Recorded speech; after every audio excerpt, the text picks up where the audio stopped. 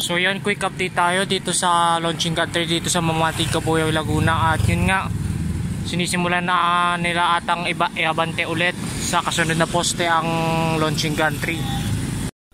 Spoiler alert, kasalukuyan pa rin silang nagawa dyan sa may second span, di pa sila tapos. Tuloy lang tsaka balita ko rin may bago na raw na launching country dun sa boundary ng Cabuyao at Santa Rosa.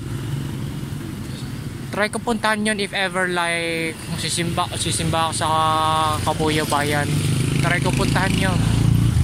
Anyways, yun nga, balita ko raw yun nga, may bago raw launching country. Anyways, balik tayo sa topic natin dito sa Mamatig. Yung punta natin doon sa banda doon at tingnan natin kung tuluyan na bang natugtong ang segmental box girders doon. So yun nga, kasalukuyan nga nilang binubuo itong last piece ng segmental box girder dito sa part na to.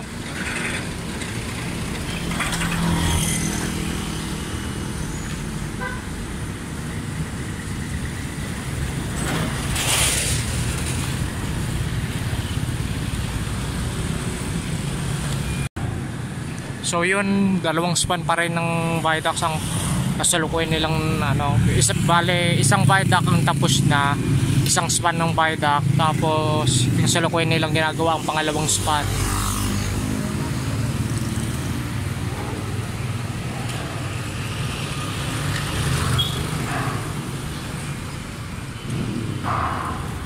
Wala lang kasi tayong drone at madaming puno dito kaya di natin masyado makita, pero siguro sa masusunod na mga buwan pag nakaurong ng launching country, sigurado makikita na natin ang ginagawa doon.